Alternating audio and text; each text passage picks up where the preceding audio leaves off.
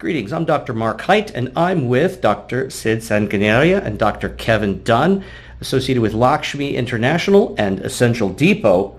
And we're here to discuss with you why Essential Depot and Lakshmi International have partnered to provide you with some of the best quality essential oils from around the world with an amazing selection shipped straight to you. What Essential Depot and Lakshmi International are providing is both transparency and trustworthiness in the product. Absolutely. What makes you, Sid, in particular, excited about partnering with Essential Depot? Oh, Essential Depot, they are very particular about getting the right product, the good quality, and Derek is a hard taskmaster. But you need that. That is necessary to get the right product at the right price, and then so that at the end of the day, the people who are buying it, they need to feel that they're getting a good value for what they're buying. So I think Essential Depot does that, and we are quite happy to partner with them because we know that they know what they're doing. I'm here now with the owners, a family business, Lakshmi International. Here we have Sid Sanguinaria, the current president of the company, and the original, now retired owner and president of the company, Vijay Sanguinaria. Can you tell us a little bit about your experience and how you got into the business? Well, I mean, my father and even my grandfather has started this business, I think, almost 100 years was in ago. the year 1933. My father started this business in the year 1933. And then I came to my business in this 1965 in the city of Kolkata in India. Oh.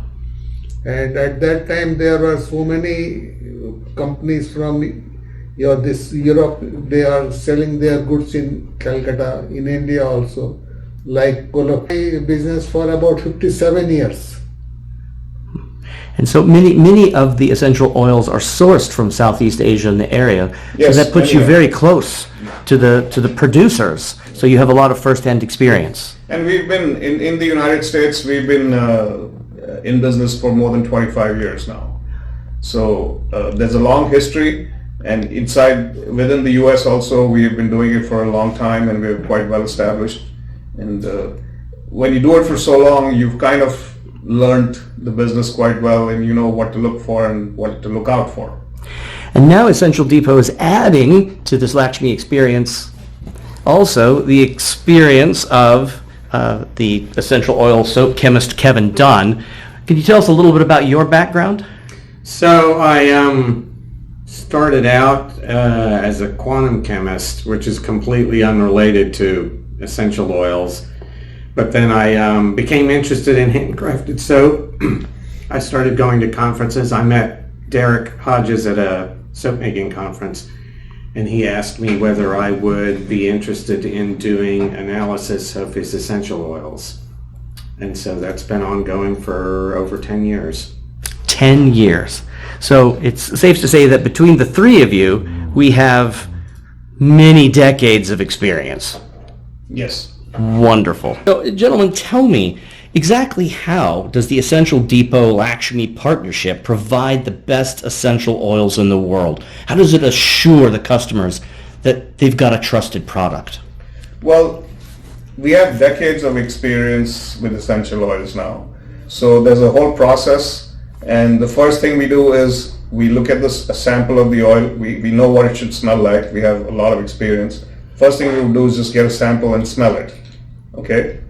And if it smells right, then it moves on to the next phase of analysis. If it doesn't smell right, there's no point doing anything further. We just reject it on the spot. If it smells right, then we'll go and do the chemical analysis, the physical analysis, the GCMS, the physical properties. We do all that. Each oil has a specification. If it meets that specification, plus there is no contaminants or adulterants in there, like phthalates and things like that. We also check to make sure they're not present. Once it passes all that, then we know we have a good quality oil. At this stage, it's just a sample. And then we tell the producer that, okay, your sample has been approved. Then they ship the product to us. Then we do the same thing all over again with what comes in the drum. We take a retaine out of that and we compare it to the sample, and it has to be exactly the same because that's what we approved. And even if it's good oil but not exactly the same, we're not happy. And so, Professor Dunn, exactly how does Essential Depot contribute to this process and its partnership, ensuring a quality natural product?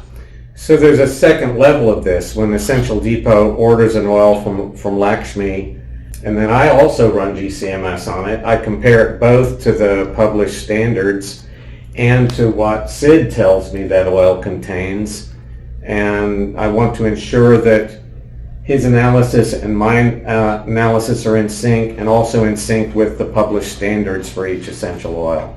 So what you're telling me is not only does SID and Lakshmi International vet the sources, assure that it's quality both in aroma and in its all-natural things, it's what it's supposed to be, that Essential Depot also has another layer of protection for those who buy through Essential Depot as well. It's the trust but verify idea. Yes. We want to find a supplier, a wholesaler that we can trust, but then we want to verify that the oils that we're receiving are in spec with the oils we thought we were buying. And this contributes to a more sustainable and greener life. Yes. Can I add something? Whoever's buying these oils, ultimately they're relying on the integrity of their supplier. And so I think you should have confidence that Essential Depot is putting in the effort to do multiple verifications and quality checks to ensure that you're getting the correct product. And people are constantly concerned, they're very worried about animal testing in particular. If somebody wants to purchase only essential oils that are not tested on animals, they can get that through Essential Depot and Lakshmi International, right? Well, neither of us test essential oils on animals, but We there's no can- guarantee that it's never been tested by anybody on animals. Well, the oils that we source and we offer, we can certify that they haven't been tested on animals. Oh, great. So do you also have concerns in your own businesses about how they're sourced? For instance, if there are indigenous workers, about how those people are treated? Do you have concerns about, for instance, fair trade and fair labor practices? I don't have concerns about it because this has been done for generations. So there's an established way of doing things, and people earn their living doing it in a reasonably fair manner. Like any business, everybody wants the lowest price for everything, but we make sure that because you want it to be sustainable. If you squeeze people too hard, then it won't be sustainable over the long term. Everybody in the process from production to distribution needs to be able to make a reasonable living and be able to do it repeatedly over their lifetime. So it's a well-established system, and it's reasonably fair, I would say. So it's fair to say then that Lakshmi International has a lot on its plate, Yes. importing and collecting all of these oils from all around the world to bring to your customers. That is correct. It's beautiful and it's irritating. I mean, it's amazing to work with people in many different countries and cultures and go and visit them and spend time with them. And it's just a lot of work to work with so many people from so many different countries. But that's how we earn our living. We're grateful for your work. Are there any essential oils that are produced in large quantity in the United States? Yes, peppermint is produced and spearmint is produced in the Pacific Northwest. Then we have cedarwood, Texas, that comes from Texas. We have cedarwood virginiana from Alabama. We have some Roman chamomile, and we have a lot of citrus.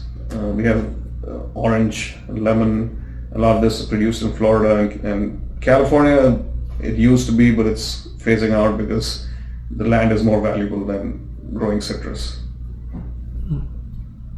What's the difference between a fragrance oil, a carrier oil, and a precious oil, sometimes called an absolute oil? So let's start with an essential oil. Essential oil is the aromas that were in the plant to begin with. It's extracted from the plant by various techniques. Steam distillation is one of the most common. A fragrance oil could be a combination of chemicals from any source that are intended to smell pleasant in some way, maybe even mimic the aroma of an essential oil. A carrier oil is usually a vegetable oil. It's much heavier and less. And it doesn't have an odor. Usually doesn't have an odor because we want it simply to dilute the essential oil or the fragrance oil so that we're not using it at full strength. And essential oil has, it can have hundreds of components. And that's because the nature produces that. And a lot of the therapeutic properties of essential oils come from this combination of so many different naturally occurring chemicals that the oil is. Whereas fragrance oil, they just pick the one or two components that smell the best and give it to you. So it's just a straight smell only, no therapeutic benefits to it. So what's the difference then between a fragrance oil and an absolute or a precious oil? An absolute is produced by a different process. There are some natural plants that you cannot get the oil out of it just by steam distillation or cold pressing. For example, jasmine.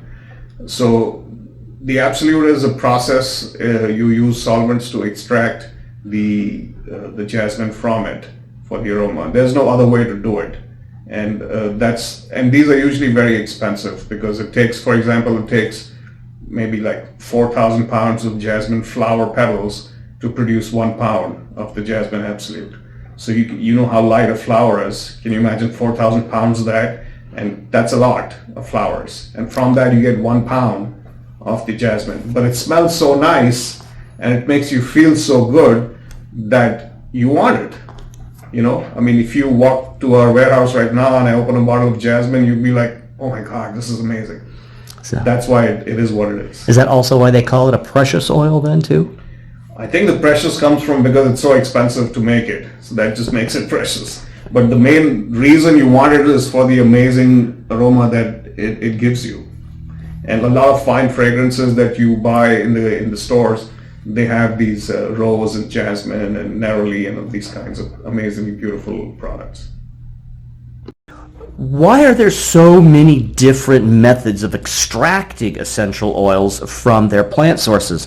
There's pressed, there's maceration, there's steam distillation, water distillation, solvent extraction, CO2 extraction, enfleurage.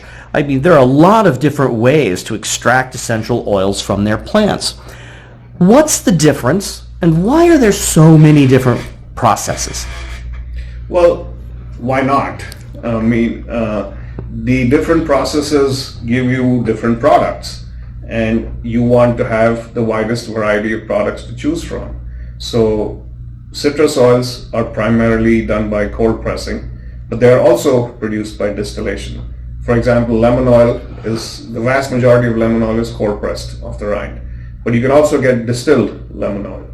The same with distilled orange oil, distilled lime oil, things like that. And they give you different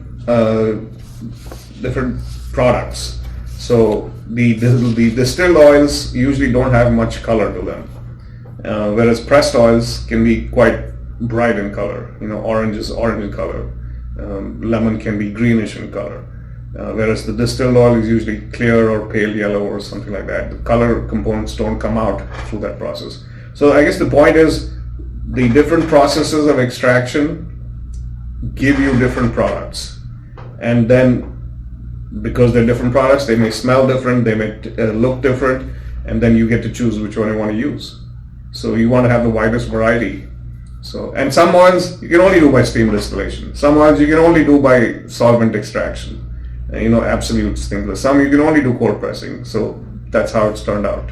And CO2 is a newer way. Those are usually more expensive, but that's another way to make things. If you don't want heat, then you just use CO2 to extract it out. Enfleurage is another method where you take the plant material and soak it in, for example, the very carrier oil that you're going to be using in the end. What about solvent extractions? Yeah, I mean, some flowers and plants can only be isolated by a solvent. If you pass steam through it, it doesn't work. So you, Or it might destroy the very scent that you're trying to extract. Maybe Yeah. maybe it's temperature and there sensitive. again, it's there are some items, some oils that you can do steam distillation as well as solvent extraction, and they give you different different products. You know, like labdanum oil, you have steam distilled labdanum oil, you have labdanum absolute. Even lavender, you can do a lavender absolute also. It just looks and smells different than lavender oil. And so many people also wonder, can you make essential oils synthetically? You can make something that would smell like an essential oil, but if it didn't come from the plant, it's not an essential oil. I'll give you a concrete example. Lavender oil is primarily linalool and linaloyl acetate. And I did an experiment at a lavender conference where I just took a 50-50 mixture of those two components. And I did an experiment to find out whether the lavender growers could tell the difference by smell between a 50-50 mixture of those two components and a genuine lavender oil. They had no trouble at all. It was easy for them to distinguish between the two. So if you now added a third component or a fourth component, you could get closer and closer to the smell, the aroma of lavender oil, but it wouldn't be lavender oil. Lavender oil has to come from lavender. If it didn't come from lavender, it's not lavender essential oil. So if it's synthetically made, it's not an essential oil. No. Full stop. And I would like to add that there's a giant business in making what I would call fake essential oils, and they are called nature identical. They're called reconstituted, and the reason there's a business for that is because they're cheaper. They're just a bunch of petroleum-based synthetic chemicals that have been put together, and they smell like essential oils. So for the untrained nose, they get away with it. But if you want the real thing, you go to Essential Depot. It's that simple. So this is why it's not just a fragrance oil. It's an essential oil, and that's an important difference. Yes. Some people claim that there are things called modified essential oils. What's the difference between a synthetic essential oil, a synthetic oil, and a modified essential oil? So for example, lavender 4042, how would that differ from... Lavender 4042 is a loosely defined name, I would say. Different people have different definitions of what exactly it is. Usually it's a blend of lavandine and lavender, and it's a more standardized product where there's very little variation because it's still 100% natural, it's essential oils, but it's a blend of lavandine, which is a lower priced oil, and lavender to make something that smells right and is suitable for soap use and things like that. And it's probably for consistency as well. Yes. You're looking for a product that smells the same from one sample to another sample to the next sample that can be the same over time, whereas lavender oil will vary from one variety to another, one season to another, one geographical area to another. So that prompts a good follow-on question then. So how much can an essential oil vary from one source to the next? Well, generally speaking, they should be similar, but depending on, because the soil, the climate, all those things affect what comes out of the ground. So there will be variations, and sometimes you can tell them just by smelling, sometimes you do analysis to tell them, but usually they're similar but not identical. So it's a personal preference which one you want, and you make a decision based on if it's the right smell for you, if it's the right price for you, because the same oil from different geographies can vary quite a bit in cost. So does that mean that also that the essential oils will vary from one year to the next based upon climate changes? A little bit. Usually these have been done for so long that the farmers, the people who produce them, they kind of follow the script, and the variations in weather can give you slight differences. But that's why when you have a specification for an oil, there's a range. For example, lavender will have linalool between 25 to 40%. So that range is because year to year there can be variations, but it should be within that range. That range has been developed based on history that over the course of many, many decades, when the oil comes out, this is what is in there. So they've developed a range based on that. So yeah, there's variations, but it should not be too much different. So can you tell us, what do you think are the 5 most popular essential oils? If there is such a thing. Lavender's Lavender is there, peppermint is there, eucalyptus, and then lemon, orange, the citrus oils. I would say these are the biggest ones that people use. And there's many oils, but I would say these are the 5 biggest ones. So are there essential oils that are more popular in an industrial setting, as opposed to, for instance, something that a handcrafted soaper might use? Probably the citrus oils are very Yeah. popular because they're cheap. Yep. I mean, they smell good and they're cheap. I mean, orange oil is used in cleaning products because it's cheap. So, you're cleaning your facility, your kitchen, your warehouse, whatever. And that's a cheap ingredient to use for that. Have you ever had to return a bad essential oil or a rancid one? Yeah, it has happened. What do you mean by return? Like To the source? Like if you ever bought a 55-gallon drum of something and it turned out not to be. Yes, that has happened, and we have returned it. Yes. Okay. So what's the worst experience then, Sid, that you have had purchasing essential oils in your career? Do you want me to get angry now? Well, we're just looking for a story to sort of share with the customers, because you're a human being just like everyone else. We have these sorts of cases. There's many stories. I would say, for example, you build trust over time, and when trust is violated, it's very painful. And we had a supplier who I trusted him, and he asked for prepayment because he had some financial issues, and I sent him money, and he sent product, and the product was not good, and he said he would take it back, and he did not take it back. I think we lost like $80,000 on that deal. So that was very painful. And again, it reminds you that trust but verify. Always trust but verify. So what are the most expensive and then the least expensive essential oils, and why? It's mainly a cost of production. I mean, for example, rose. I mean, you're talking 5,000 pounds of rose to produce a pound of oil.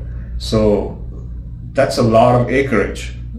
That's millions of flowers that you have to collect by hand. There's no machine that does that. You collect it by hand, and then you process it. So if you imagine 5,000 pounds, and out of that 1 little pound of it comes out, and so that makes it expensive. But for example, orange oil, that's just the rind of the orange fruit, and the oranges are produced for fruit juice, and the rind that remains they just press it, and oil comes out, and that they collect it. So the cost of production of that is minimal because it's just mainly used as a byproduct of fruit juice production. The rind might be discarded. Yes, right. If it weren't being used for this, they'll just throw the rind away. So and that's what they do after they remove the oil. They just throw the rind away. What else can you do with it? So that's really helpful, because it explains why the prices can vary so greatly amongst the Yes. different kinds of essential oils.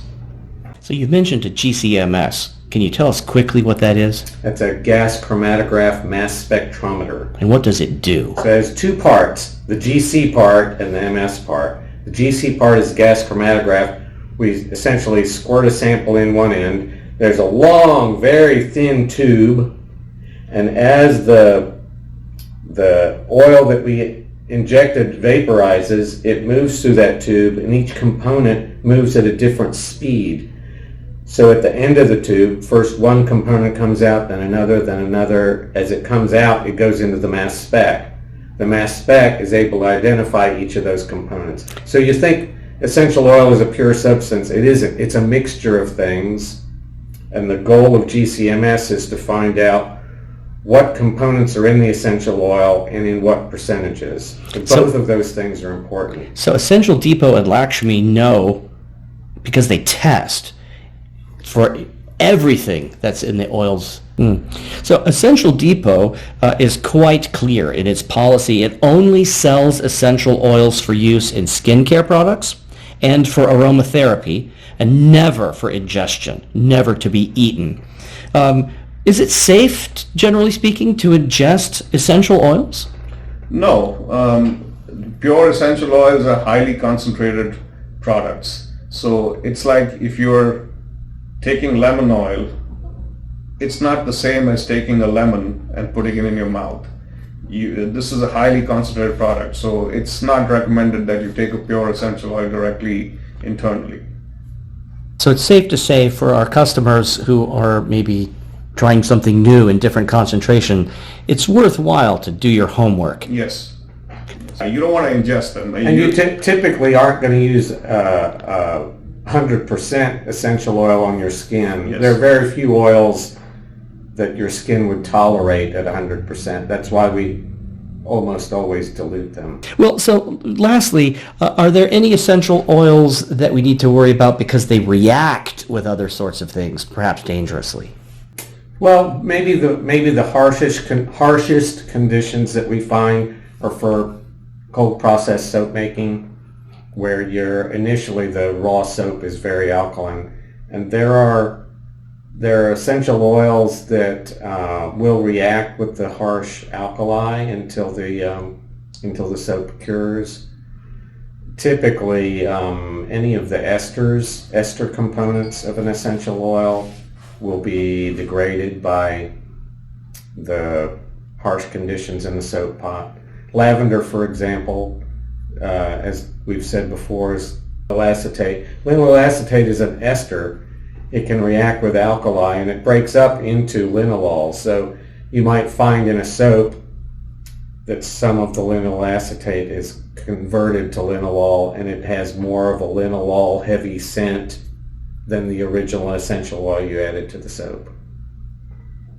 So there can be reactions in soap making, but if you're just making a blend of oils, they're not reacting with each other. And blends obviously give you unique smells also. And the carrier oils that are used are Yeah. designed not to interact. Yeah, carrier oils that's the name itself kind of defines it. It's a carrier. It's just carrying the other essential oil that you would put in it. It just smells like the essential oil. It doesn't do anything on its own, by the way. Well, so in that same vein then, is it fair to say that essential oils don't react with other essential oils? Yeah, for the most part they don't. I mean, when you make a blend of essential oils, they're not reacting with each other, but the aromas are mixing with each other to give you a unique aroma for a blend. And could that sometimes be a bad mix? In other words, an unpleasant aroma? It's possible. I mean, if you don't know what you're doing, then yes, you can. Yeah, there are more ways to do. There's more ways to make stink than there are to make pleasant smells. Yeah. In fact, there are oil blends that are used for their bad smell, for repelling pests and things like that. There of are course. essential oil blends. We do big business in that actually. For the most part, you assume essential oils have a nice aroma that attract you, but there are blends that are unattractive, and you use that for that purpose to get things away from you, like pests. Yes, and hopefully not too many people. But it depends upon the pest, I suppose. You might be able to use a repellent on your Essential oils react with butters, fats, or other oils? Not really. I think they don't react with any of them. You can. No, I don't. I could not think of a single instance where a fat or a carrier oil reacts with an essential oil. Okay, so building on that then, do essential oils then just disperse somehow through the butter or the other oils? Yeah, it's a dilutant, so the carrier oil or the fat or the butter may have beneficial properties in skincare products, but then if you're scenting something with an essential oil, you're diluting it to 1% or 5% or 3%, whatever you decide the appropriate level is. The integrity of all the ingredients remains. The oil is not changed. The butter is also not changed. It's a nice mix of the two. So what about shipping essential oils? Is it safe to ship essential oils by air if you order them from Essential Depot or Lakshmi? There are several oils you can ship by air, and there are several that you just cannot ship by air. They have a low flash point, and so it's not safe to ship them by air. So even if you wanted to, you're not allowed to do it. So you have to ship them by ground. But there are many oils that you can ship by air. It's not a problem. So, but this is something, though, that Essential Depot and Lakshmi have expertise on. They would know, and they would take care of the customer in that regard. Absolutely. So what's the best packaging in which to store essential oils to allow them to last the longest amount of time? Well, glass bottles and aluminum bottles are probably the best.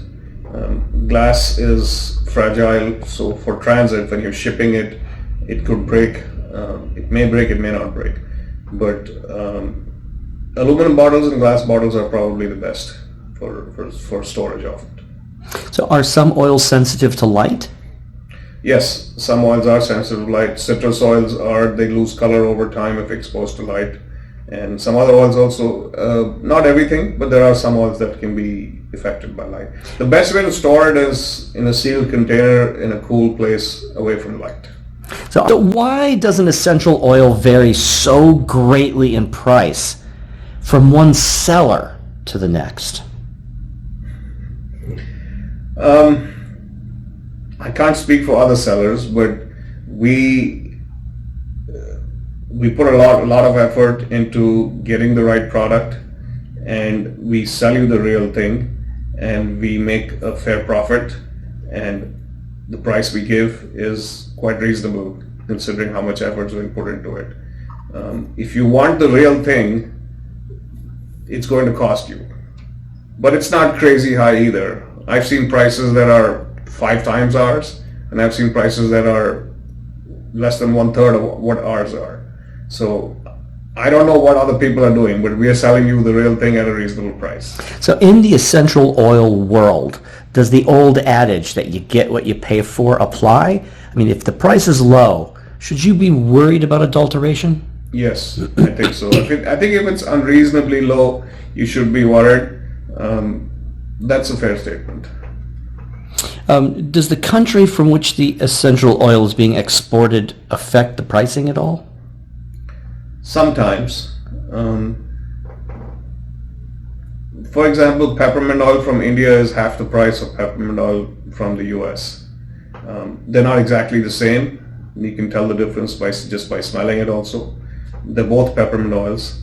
So it's a question of preference, what you want to use and what makes more sense to you. Some people like American peppermint oil, some people like Indian peppermint oil. The odor is slightly different. It's a personal preference at that point. We're all well aware that Essential Depot and Lakshmi International put a lot of time and effort into making sure that their product is a high quality, that it's not adulterated, that it's come from the best sources. But someone might still ask, well, do I need an intermediary? Why is this important to guaranteeing that quality? Well, unless you have the resources to do everything on your own, you need an intermediary, somebody who knows what they're doing, has the knowledge, the experience, the infrastructure, the ability to provide the product to you in a timely manner at a reasonable price and the right quality. All that takes a lot of work to do. So when you see the finished product, there's a lot of work that went behind to get that to you.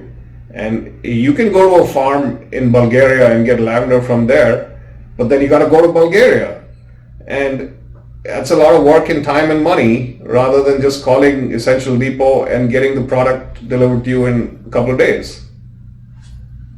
Might also be if you're a small cosmetic maker, you might order 1 pound of lavender oil. Right. And you could send it off for testing. You could do what we do. It might cost you $200 per sample. If you were buying a 55-gallon drum, that might make sense to pay $200 to verify that your 55-gallon drum is genuine. But if you're buying 1 pound for $50, It doesn't make it doesn't sense. make sense to pay $200 to verify a $50 sample. So we might perhaps summarize by saying that part of what Essential Depot and Lakshmi International are providing is both transparency and trustworthiness in the product. Absolutely.